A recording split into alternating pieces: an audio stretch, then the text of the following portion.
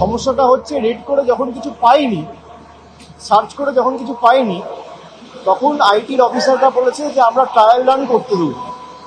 এই অধিকারটা ওদের নেই। আমরা তার বেসিসে কমপ্লেনটা করেছি। আইটি সার্চ করুক, আইটি তো সারা বছর সার্চ করছে, তাদের কারোর কোনো আপত্তি নেই।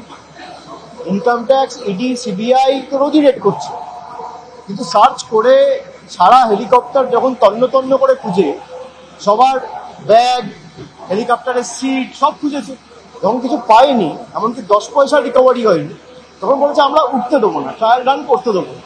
এই অধিকারটা আইটি অফিসিয়ালদের নেই। দে আর এক্সিডিং দেয়ার ব্রিফ।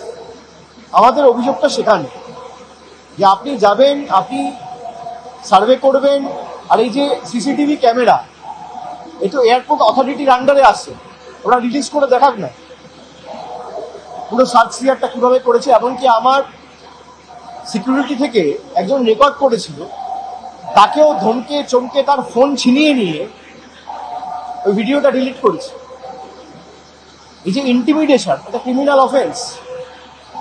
আপনি আপনার কাজ করবেন, আপনি ইন্টিমিডেট করতে পারেন না, আপনার অধিকার নেই। সুতরাং আমরা ইলেকশন কমিশনকেও কমপ্লেন করেছি এবং আমরা আইনত এটা টেক আপ করবো।